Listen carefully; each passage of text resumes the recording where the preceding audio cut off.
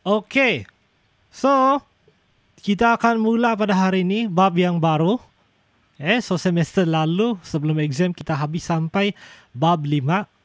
Right, we learn bab 5 mengenai air. And kita sebenarnya masih ada lebih, berapa lagi ya? Kita masih ada 6, 7, 8, 9, 10, 11, 12, 13. Kita sebenarnya masih ada 8 bab lagi yang kita perlu habiskan untuk tahun ini. Tapi tidak apa, sebab biasanya ada beberapa bab daripada 8 bab itu, yaitu bab 11, 11, 12 dan 13 agak pendek.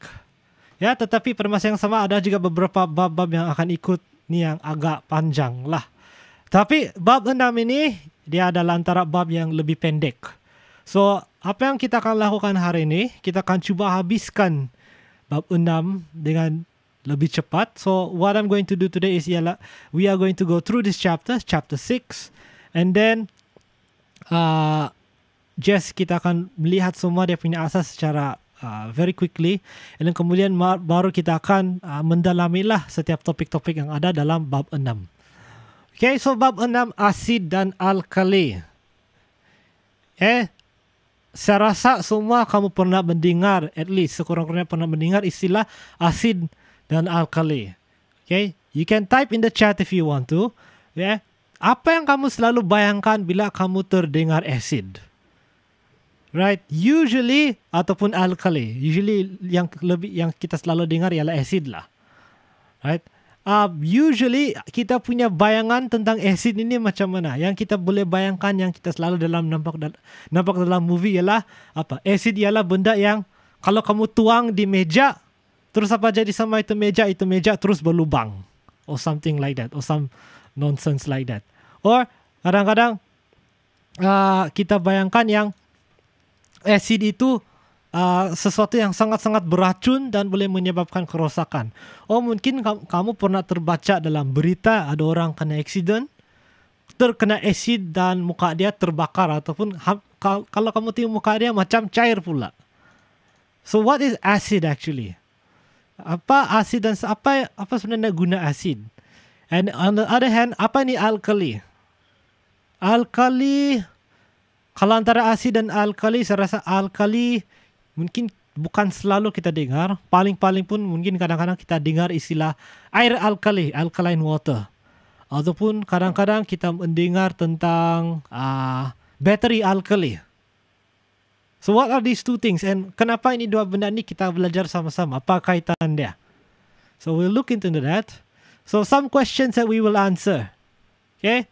Mengapakah sesetengah buah berasa masam? Kenapa buah-buah seperti limau, seperti oren, kenapa dia masam? Apakah nilai pH bagi air tulen? Okay, we learn apa itu air tulen pada bab lalu. Apa nilai pH? Apa maksud ini pH? Here's another question. Adakah sengat lebah berasid? So, kita akan belajar dalam bab ini, ada haiwan ataupun ada serangga yang bila dia sengat, kita kena sengat, sebenarnya apa yang dia lakukan ialah dia suntik asid ke dalam badan kita. Dan itulah yang menyebabkan itu perasaan sakit ataupun perasaan macam membakar apabila kita kena sengat.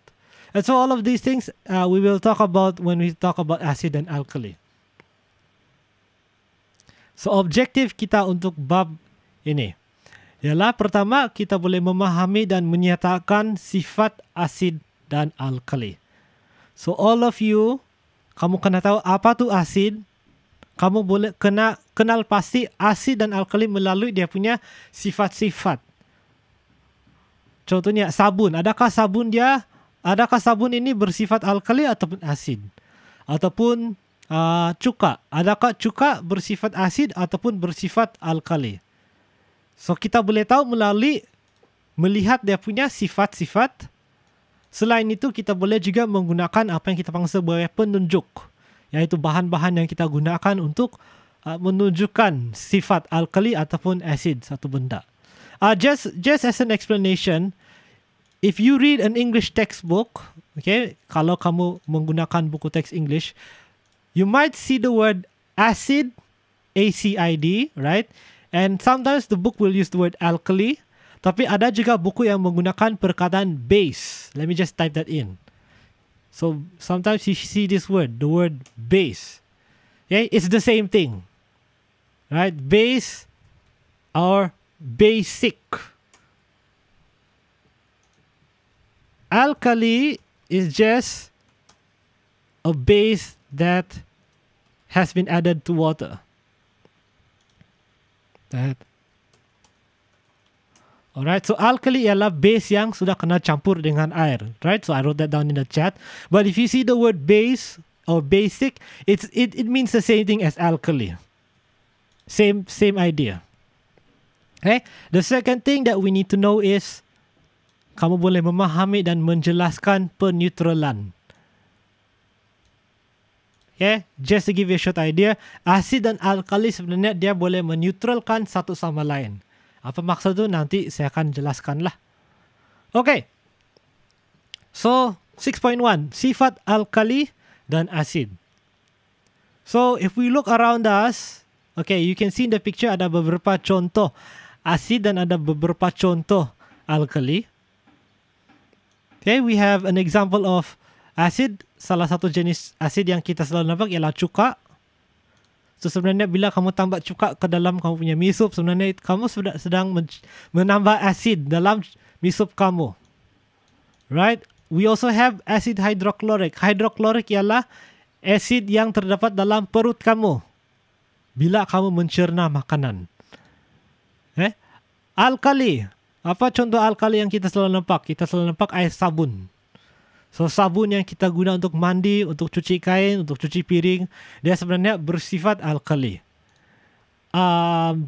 Another type of alkali that we have ialah natrium hydroxide or sodium hydroxide. That's another type of alkali that you might sometimes see or sometimes use. Dan dalam gambar pun dia menunjukkanlah beberapa jenis-jenis sumber alkali. So di sebelah asid dia tunjuk ada jus oren, ada limau, ada cuka dan sebagainya. Dan di sebelah sini untuk alkali dia kasih tunjuk apa nih? Sabun, rata-rata sabun lah. So apa sifat ataupun apa beza kedua ni? Apa persamaan semua benda-benda yang ada di sebelah asid ini dan apa persamaan yang ada untuk sebelah sini yang semua benda-benda alkali? So first untuk kita tahu apa itu asid dan alkali, kita kena tahu. Okay, I see. Okay, ada komen sini chat. Yeah, mungkin asid dalam badan boleh kasih cair barang. Well, actually that's exactly true. Kita sudah belajar dalam beberapa itu, dalam sistem pencernaan yang badan kita mengeluarkan asid dalam perut kita untuk membantu dalam pencernaan, untuk membantu memecahkan makanan yang kita makan. Right? So yes, memang asid di dalam badan kita bertujuan untuk itulah. Alright, back to ini skala pH. So, asal kamu bercakap tentang asid dan alkali, ya, kamu selalu akan melihat ini istilah skala pH or pH scale. Kalau kamu selalu ke Watson, mana-mana kedai yang menjual benda-benda seperti itu, kamu coba lihat pencuci muka yang dia jual ataupun kadang-kadang di shampoo pun ada. Dia akan menyatakan pH pencuci muka 6.5 or something like that. Or moisturizer pH 7.5. Right? Saya tidak contoh pula di sini. Okay, lupa pula saya cari contoh. But sometimes you see ini skala pH untuk menunjukkan kekuatan suatu asid ataupun alkali. So, skala ini kita gunakan untuk tahulah berapa kuat ini asid ataupun alkali. So, untuk asid dan alkali kita guna nombor 0 hingga 14. So, from 0 to 14. So, tidak ada istilah nilai pH 15. Does not exist. Okay, tidak ada nilai pH negatif 1. Does not exist. At least untuk ini tingkatan 2 lah. Okay, so cara kita memahami ialah seperti ini. Semakin rendah nilai pH, semakin tinggi kekuatan asid. So untuk semua nombor yang rendah, 0, 1, 2, ini adalah nombor ataupun yang menunjukkan asid itu adalah asid yang sangat-sangat kuat. Sangat-sangat kuat, malah sangat berbahaya sampai kalau kamu sentuh pun mungkin kamu akan melecur. Okay? Manakala semakin tinggi itu nombor 12, 13, 14. Ini maksudnya ialah alkali yang sangat-sangat kuat. So dia berlawanan lah. Okay?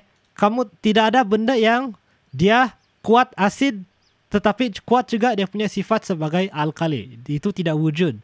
So you can see the scale here, dia mula ada dari 0 sampai 14. Now, di tengah-tengah kita ada 7 ataupun dipanggil sebagai neutral. So neutral ialah bila objek ini ataupun satu bahan ini dia tidak mempunyai sifat asid ataupun alkali, dia tengah-tengah. So for example, air tulen dia berada di tengah-tengah. So air tulen dia tidak berasid, dia tidak beralkali, tetapi dia di tengah-tengah. Lebih rendah daripada 7 maksud dia beralkali. So mula saja 6 or even 6.5 sebab dia lebih rendah daripada nombor 7. Bermaksud bahan itu adalah bahan yang berasid. Kalau 6 masih asid yang lemah. 5 pun masih lemah. And then 4, 3 semakin kuat sampai 0. 0 ialah asid yang paling kuat. Manakala semakin tinggi daripada nombor 7, for example 7.5 ataupun 8, dia mulai sudah menjadi alkali. So 8 ialah alkali yang sangat lemah. And then 9 semakin kuat, 10, 11, and then 12, 13, 14. Sana kita sudah mendapat alkali yang sangat-sangat kuat. Itulah sebabnya bila kamu melihat biasanya pencuci muka, shampoo, dia tidak ada orang jual shampoo dia punya nilai pH ialah 0. Cair kepala kamu, cair rambut kamu kalau kamu cuci rambut pakai itu. Ataupun tidak ada sabun yang dia jual pH 14. Usually untuk benda-benda kosmetik seperti itu maybe 6, 6.5 or 7.5. Okay, somewhere around there. Tidak terlalu kuat. So itu adalah nilai pH. Okay, kalau kamu mau tahu apa arti pH or the word pH, pH means potential of hydrogen or power of hydrogen. Ini merujuk kepada dia punya atom-atom hydrogen. Okay, you learn more about this in chemistry in Form 4 kalau kamu mau tahu lah lebih mendalam. Okay, so nilai. Ini yang kamu kena tahu dan ingat. Apa nilai bagi asid dan apa nilai bagi alkali. Okay, so the first one, nilai pH kurang daripada 7. Dan untuk alkali, nilai pH lebih dari 14. So itu kita sudah sentuh tadi. Okay, kalau kamu rasa asid selalu berasa masam. So benda-benda yang rasa dia masam, contohnya limau, sebagai contoh cuka. Ini biasanya adalah benda-benda yang mempunyai sifat asid. Second one, okay, asid dia boleh menghakis ataupun bukan mengakis nih, silap ejaan, menghakis. So asid, dua asid dan alkali ini menghakis, cuma dia menghakis benda-benda yang lain. Itulah sebabnya dalam movie dia selalu tunjukkan kalau kamu tuang asid di meja konon. Meja boleh bocor ataupun berlubang. Itu untuk menunjukkan yang asid ini sebenarnya mempunyai sifat menghakis ataupun membakar. Kalau dia kena pada kulit kamu akan melecur. Next one. Dia menukarkan kertas litmus biru kepada merah. So kertas litmus, kalau saya tidak silap dari sekolah rendah lagi kamu belajar apa ini kertas litmus. So kertas litmus ini ialah apa yang kita panggil sebagai sebuah penunjuk. So penunjuk ialah benda ataupun bahan yang kita gunakan untuk mengetahui sifat satu bahan sama ada dia asid ataupun beralkali. So ada beberapa jenis penunjuk yang kita akan lihat nanti, but yang kita selalu pakai ataupun yang paling senang untuk pakai ialah kertas litmus. Ya, biasanya kita ada dua jenis kan, ada warna biru dan warna merah. Warna biru bila dia kena pada asid dia menjadi merah. Yang warna merah pula bila dia kena pada alkali dia menjadi biru. And the last one ialah dia bertindak balas dengan logam untuk menghasilkan gas hidrogen. So kalau asid, especially asid yang kuat, kalau kita kasih campur dengan logam, contohnya besi, or even logam yang lebih kuat lagi ataupun lebih kuat reaction seperti natrium, okay, dia akan menghasilkan gas. Bagi sifat alkali pula, biasanya dia berasa pahit. So, untuk asid dia berasa masam, untuk alkali dia berasa pahit. So, sabun. Sabun, kalau kamu pernah termakan sabun, kamu tahu lah tu rasa sabun tu memang pahit. Ya, pada masa yang sama, alkali juga boleh menghakis, sama juga seperti asid, especially untuk alkali yang sangat kuat, seperti nilai pH 12, 13 dan 14. Dia menukarkan kertas litmus merah kepada warna biru. Dan bagi alkali, dia tidak bertindak balas dengan logam. So, kalau kamu diminta, ya, ataupun kalau ada eksperimen ataupun ada soalan, dan dalam soalan dia tidak bagi tahu apa jenis bahan, dan dia lakukan eksperimen, dia akan campurkan ini bahan dengan sejenis logam. Dan kalau dalam eksperimen dia menghasilkan gas ataupun menghasilkan buih, kita tahu itu adalah asid. Kalau tidak ada apa-apa tindak balas ataupun tidak ada apa-apa yang berlaku, bermakna itu adalah sejenis alkali. So these things sangat penting untuk kita tahu lah untuk menjawab nanti dalam exam. Alright, next one. So lebih kurang seperti inilah. So ada masanya ada eksperimen yang dijalankan seperti ini. Saya rasa dalam buku teks pun ada aja gambar seperti ini. So apa yang ada di sini? So ada asid hidroklorik dicampur dengan logam. Dan kita kasih kumpul buih yang ataupun gas yang dihasilkan. So gas yang dihasilkan kita kumpulkan, dan bila kita uji dengan membakar, kita boleh dengar ada bunyi letupan ataupun bunyi pop. Sebab gas hidrogen ini sangat mudah untuk terbakar. So this is what happens lah. So make sure ini ciri-ciri kamu tahu lah. Ya, make sure kamu tahu ini semua. Sometimes soalan dia tidak akan tanya terus. Contohnya dalam soalan exam dia tidak akan tanya terus apa sifat asid. Contohnya dia tidak akan tanya seperti itu, tapi dia akan tanya seperti ini. Bahan X apabila dicampur dengan ataupun cecara X apabila dicampur dengan logam menghasilkan sejenis gas yang boleh terbakar. Dan daripada soalan itu kita akan menjawab, cecair X merupakan sejenis asid. Karena asid akan menghasilkan gas hidrogen. Manakala mungkin seperti begitulah cara yang kamu kena menjawab semasa exam. Walaupun kita tidak tahu sama ada PT3 tahun depan kah tidak, tapi tetap kamu kena tahulah. Alright, saya akan teruskan. By the way, ini nota semua saya akan share juga nanti ya. Peranan air. So satu yang saya belum sebut ialah tentang peranan air. So asid dan alkali hanya menunjukkan sifat dia bila ada air. So semua sifat-sifat ini yang kita belajar. Berasa masam, menghakis, menunjukkan kertas litmus, warna kertas litmus, bertindak balas dengan gas hidrogen, ataupun untuk alkali rasa pahit, menukarkan warna kertas litmus. Semua ini hanya berlaku kalau kamu campur itu asid ataupun itu alkali dengan air. So sebagai contoh, ada contoh di sini. Asid ethanoic glacial yang kering dalam bentuk serbuk.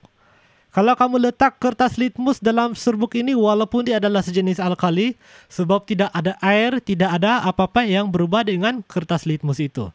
Mesti kamu campurkan dengan air, baru ciri-ciri dia sebagai asid akan dikeluarkan ataupun dilepaskan.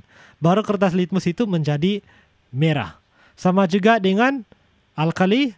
Kalau kamu campur natrium hidroksida yang pepejal, yang kering, kamu kasih campur dengan kertas litmus warna merah, tidak ada apa-apa yang akan berlaku sebab tidak ada air. Mesti kamu campur dengan air dulu untuk sifat-sifat dia sebagai alkali keluar. So, dalam eksperimen, kamu kena lihat betul-betul. Kadang-kadang dia sengaja kasih trik kamu. Okay, dia menggunakan apa? Dia menggunakan asid tetapi yang kering dalam bentuk cecair. Dan dia tidak campur air. So, take note of that. So, mesti ada air dulu, baru dia punya ciri-ciri akan keluar. Dalam berarti kata lain, mesti dia basah lah. Alright, so sifat bahan yang berbeza dapat ditentukan dengan menggunakan penunjuk yang sesuai. Penunjuk ialah sejenis pewarna ataupun campuran beberapa jenis pewarna yang berubah warna berdasarkan bahan yang diuji. So, penunjuk yang kita sudah sentuh tadi ialah kertas litmus. Kita menggunakan kertas litmus untuk menentukan sama ada satu bahan itu adalah sama ada satu bahan ini adalah asid ataupun alkali.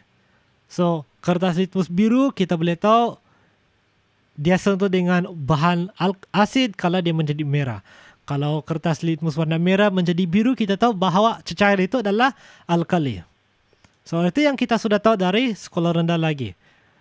So, perubahan warna yang dapat diperhatikan dapat menentukan sama ada suatu bahan adalah neutral, berasid ataupun beralkali. Now, walau bagaimanapun, ada juga jenis-jenis penunjuk yang berbeza.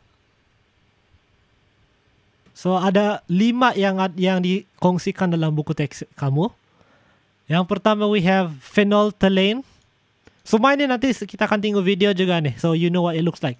So, phenolphthalein. So, phenolphthalein ini, dia hanya berubah warna apabila dia dicampurkan dengan alkali. Dia menjadi warna merah ataupun merah jambu. Kalau dia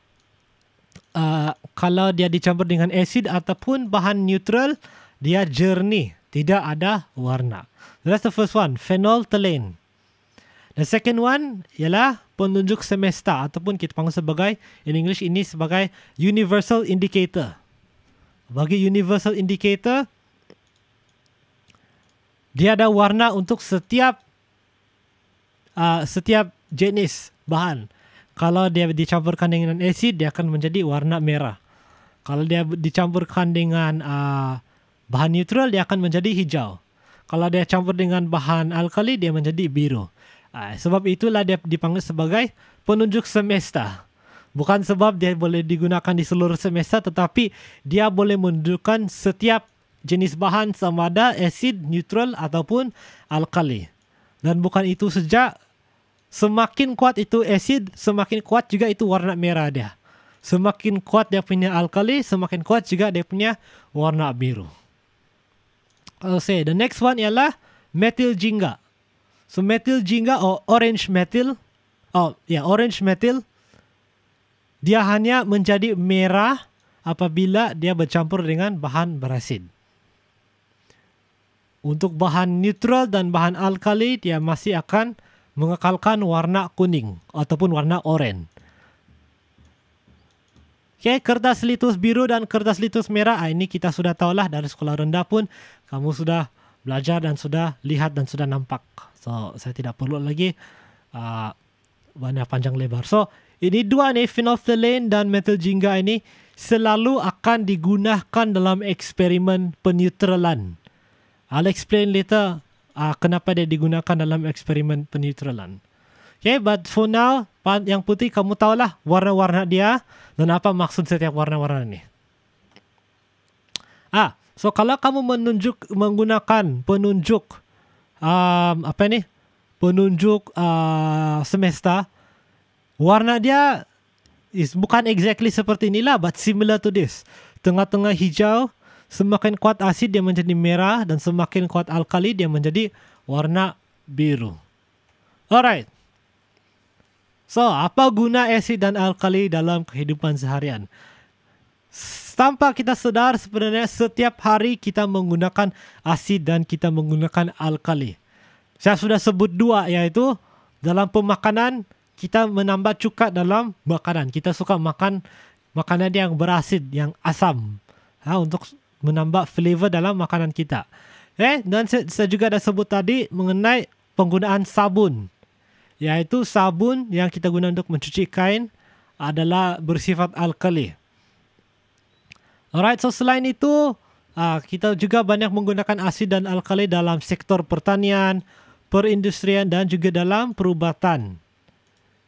Sebagai contoh, baja yang digunakan dalam sektor pertanian diperbuat daripada tindak balas asid dan alkali. So for example, these are some of the alkalis that we see every day. Ada asid tartarik, asid karbonik yang terdapat dalam minuman bergas. So, contohnya Pepsi, 100 Plus, 7up, semua ini mengandungi asid karbonik. Dalam bateri kereta, bateri kereta pun mengandungi asid. Dia menggunakan asid ini untuk menghasilkan arus elektrik. Kita menggunakan cuka untuk apa? Untuk membuat jeruk mangga. And at the same time, kita ada juga kalium hidroksida, sejenis alkali, digunakan dalam sabun mandi. We have ammonia yang digunakan dalam baja. Kita ada magnesium hidroksida atau magnesium hydroxide yang digunakan dalam pil antacid, so pil ataupun kita panggil sebagai ubat gastrik ataupun ubat sakit perut. And we have sodium hidroksida ataupun natrium hidroksida yang kita gunakan dalam deterjen ataupun sabun yang kita menggunakan untuk cuci kain. So sebenarnya di sekeliling kita ada asid dan alkali yang kita gunakan. Yang membuat asid dan alkali, inilah dia punya contoh. Minuman bergas, asid karbonik, bateri kereta, jeruk, sabun mandi, baja, ubat, sabun. All of these things kita guna setiap hari. So, kebanyakan kegunaan asid dan alkali ini datang daripada proses yang kita panggil sebagai peneutralan. So, peneutralan ialah sesuatu yang berlaku apabila kita mencampurkan asid dan alkali. So, kalau kita lihat setakat ini, kita lihat seakan-akan ini alkali dan asid ini macam berlawanan kalau kamu perhatikan betul. First, dari segi dia punya skala pH. Semakin rendah, semakin berasid, semakin tinggi, semakin beralkali. Dia berlawanan dalam skala ini. Dan kalau kamu lihat dia punya ciri-ciri pun, kamu nampak berlawanan. Satu rasa dia masam, satu rasa dia pahit. Satu yang saya lupa tulis ini. Untuk alkali biasanya dia licin. Contohnya sabun. Right? Untuk asid pula biasanya dia tidak licin tapi sedikit kasar. Dia punya rasa. Dari segi warna, satu menjadikan merah menjadi biru. Yang satu menjadikan biru menjadi merah. So kita selalu nampak dia macam berlawanan. Dan kita melihat dalam proses peneutralan pun, dia memang pun berlawanan dan dia sebenarnya boleh batalkan satu sama lain. So, tindak balas antara asid dan alkali akan menghasilkan garam dan air.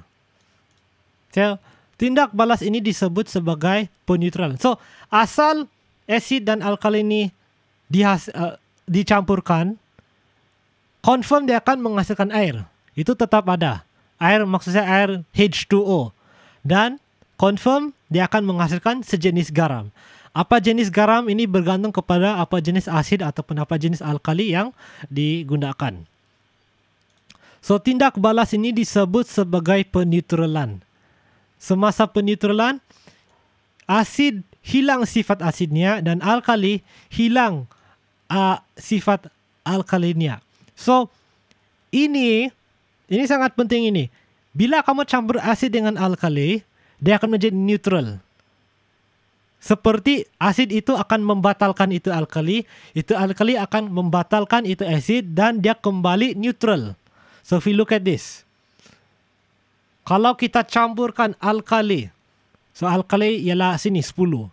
Dan kita campurkan dengan satu asid, Sini 4. Okay, sebab dia berada di sudut yang berlawanan. Bila kamu campur apa jadi? Dia balik pergi tengah ataupun menjadi neutral. So, asid akan membatalkan alkali, alkali akan membatalkan asid. Inilah sebabnya dia dipanggil sebagai peneutralan. Sebab dia akan kembali menjadi neutral ataupun pH 7. So, kaedah yang digunakan untuk menjalankan tindak balas ini disebut sebagai pentitratan. So, kalau kita mau lakukan eksperimen ini dalam makmal, okay, kamu tidak boleh terus campur. Kamu tidak boleh terus tuang asid dalam itu alkali. Kenapa? Especially bagi asid yang kuat ataupun alkali yang sangat kuat. Kamu bayangkanlah kalau kamu campur asid nilai 1 dengan ataupun nilai 0 dengan alkali nilai 14. So, asid dan alkali yang sangat kuat. Sebab dua-dua sangat kuat. Kalau kita terus tuang campur seperti itu, apa yang akan berlaku ialah campuran itu akan menjadi sangat panas dan mungkin meletup. Okay? For example, mungkin kamu pernah rasa ini juga. Sedangkan itu serbuk sabun cuci kain yang ada di rumah. Kalau kamu pegang satu genggam sabun cuci itu, terus masukkan tangan kamu dalam baldi air. Apa jadi? Tangan kamu terus rasa panas. Kan? Tangan kamu terus rasa panas sebab sifat dia sebagai alkali sedang keluar. Itu baru sabun dengan air. Sekarang bayangkan alkali dengan asid yang sangat-sangat kuat. So, kita kena hati-hati. So, kalau kita tulis persamaan dia kelihatan seperti inilah. Asid campur alkali, dia akan menghasilkan garam dan air. Right? Oke. Ada di sini. Biasanya alkali ini akan dicampurkan dengan phenolphthalein ataupun metil jingga. Remember that? Remember apa itu phenolphthalein dan metil jingga? Phenolphthalein ialah bila dia bercampur dengan alkali, dia menjadi warna merah jambu. Untuk metil jingga, bila dia campur dengan asid, dia menjadi warna merah. Dan kenapa kita guna ini untuk pentitratan? So, for example, apa yang kita boleh lakukan ialah dalam balang ini kita masukkan sejenis alkali. Apa sajalah jenis alkali? Let's say kalium hidroksida. Dan kita campurkan dengan sedikit phenolphthalein. Jadi bila dia dicampurkan dengan phenolphthalein, dia akan menjadi warna pink ataupun merah jambu. Right? So di sini sekarang warna pink. Sekarang di sini kita isi dengan sejenis asid. Dan kita akan titiskan perlahan-lahan asid ini ke dalam campuran ini. Sehingga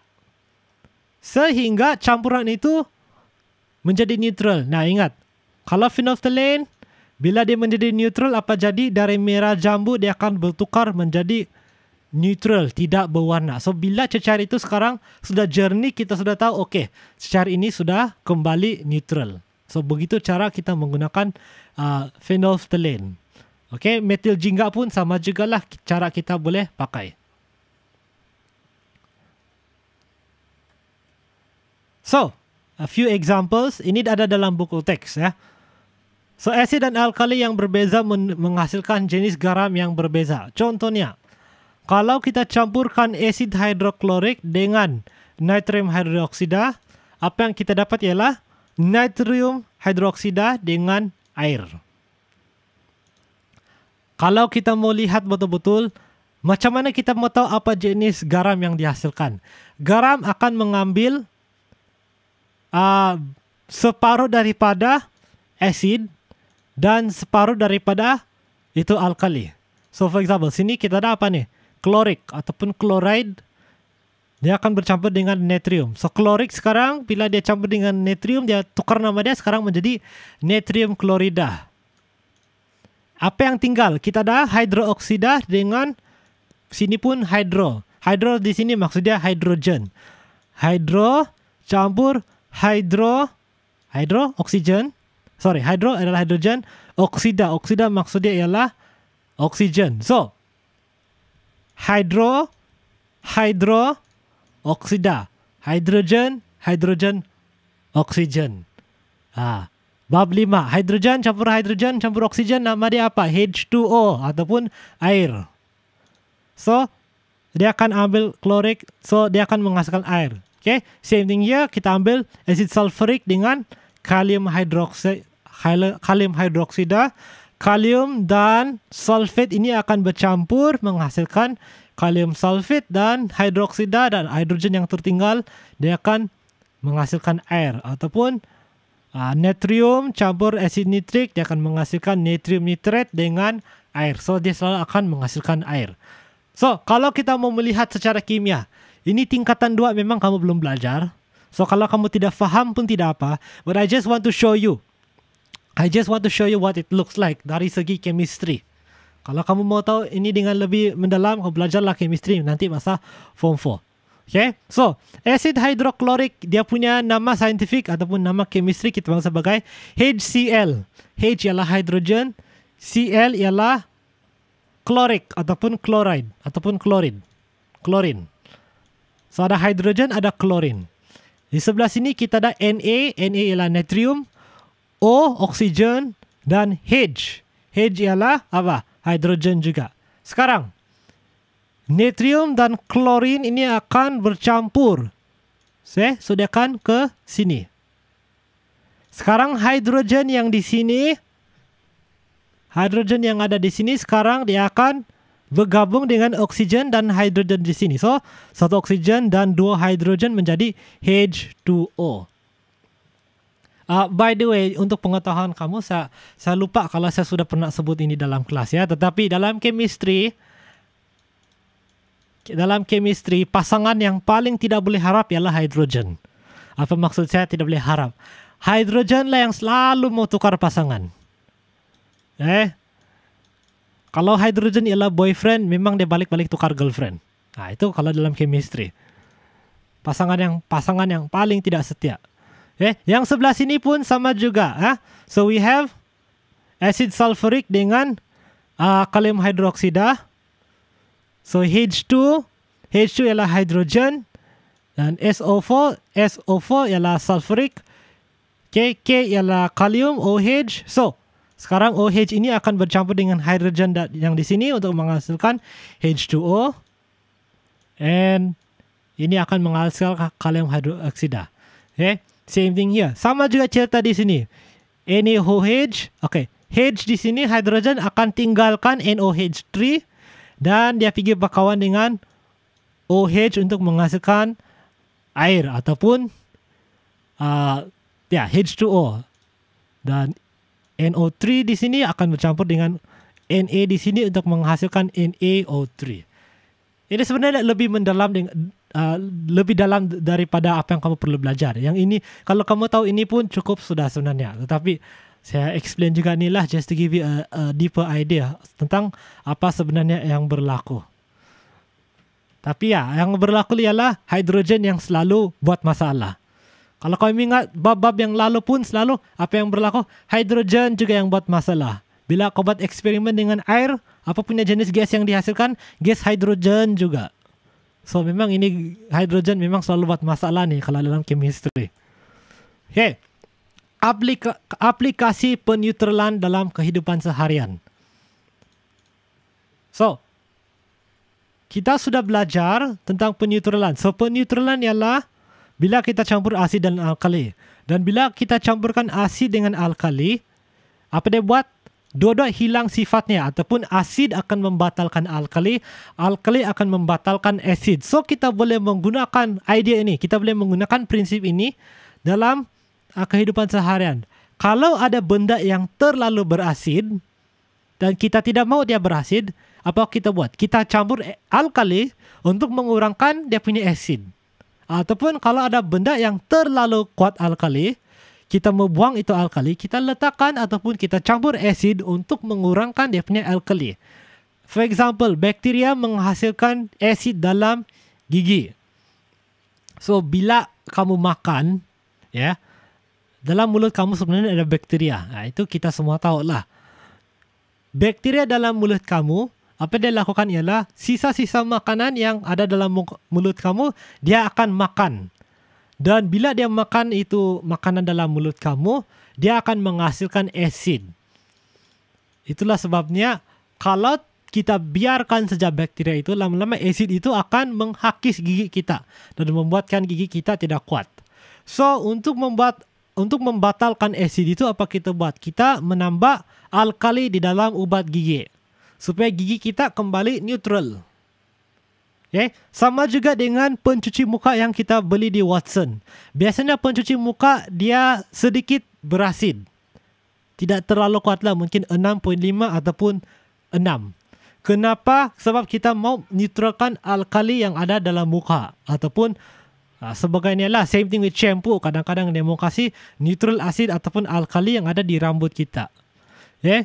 Another example, tanah yang berasid dapat dirawat dengan menabur kapur mati yang bersifat alkali. So, kalau tanah terlalu berasid, tanah itu tidak akan dapat menghasilkan tanaman yang begitu bagus. So, kita campur kapur mati ataupun kita campur sejenis baja untuk menghasilkan tanah yang lebih subur lah, untuk menetralkan asid yang ada di dalam tanah.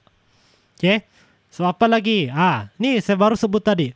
Pembersih muka yang beralkali akan menjadikan kulit muka kering. Oleh itu, penyegar berasid digunakan untuk menetralkan semula kulit muka. Saya tidak tahu kalau kelas ini begitu tahu sangat tentang penjagaan kulit. Tapi if you ever watch the videos on YouTube, ada orang yang bila dia jaga kulit tidak cukup untuk cuci muka. Ada step 1, step 2, step 3, step 4. Ada yang sampai belas-belas step pun ada. Right? Tapi biasanya apa yang mereka lakukan, mereka cuci muka dulu.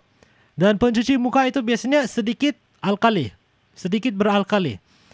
Dan kalau kita kasih biar itu alkali di muka, dia akan menjadikan muka kamu kering. Jadi kamu kena tambah toner ataupun moisturizer yang sedikit berasid untuk kembalikan muka itu kepada neutral. Right? Same thing dengan shampoo yang kita gunakan. Rambut yang sihat dia katakan sini ialah apabila rambut yang sedikit berasid. So, kita punya rambut sepatutnya ada sedikit asid, mungkin 6.5 ataupun 6. Manakala shampoo yang kita gunakan biasanya adalah bersifat alkali. So, untuk kembalikan rambut kita menjadi sedikit berasid, kita gunakan conditioner. Right? So, ataupun perapi rambut. So, these are just examples. Ini lebih kepada kosmetik lah ataupun penjagaan muka dan rambut. Okay, so yes, so tanah yang berasid. Okay, baju, kain kita menggunakan alkali sebab biasanya bakteria menghasilkan asid. So, kita menggunakan sabun beralkali untuk mengurangkan asid. Okay, bahan buangan berasid daripada kilang dirawat dengan alkali sebelum dibebaskan. Kalau kamu ingat bab 5, banyak kilang-kilang yang menghasilkan bahan-bahan toksik kan. Salah satu ialah bahan-bahan yang berasid. So, sebelum kamu dibenarkan buang bahan-bahan ini ke laut atau membebaskan bahan-bahan yang berasid ini, kamu kena rawat dia supaya asid itu menjadi neutral. So, at least kalau dia neutral, dia selamatlah. So, kita rawat dia dengan alkali. Right, okay. So, kita akan simpan ini sesi soal jawab untuk nanti. Ada apa-apa soalan sebelum kita teruskan? So, ingin menunjukkan beberapa beberapa video tentang penunjuk dan juga beberapa eksperimen lah yang kita boleh lakukan dengan asid dan alkali. So, tapi sebelum kita teruskan, does anyone want to ask any questions?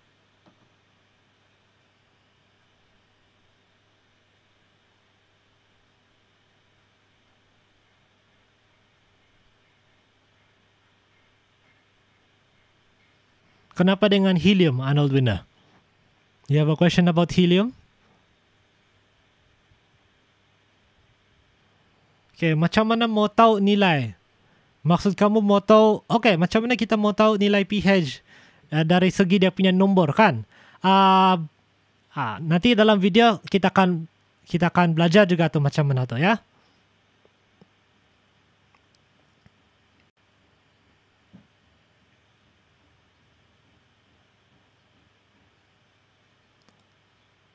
Okay, let me just stop the recording.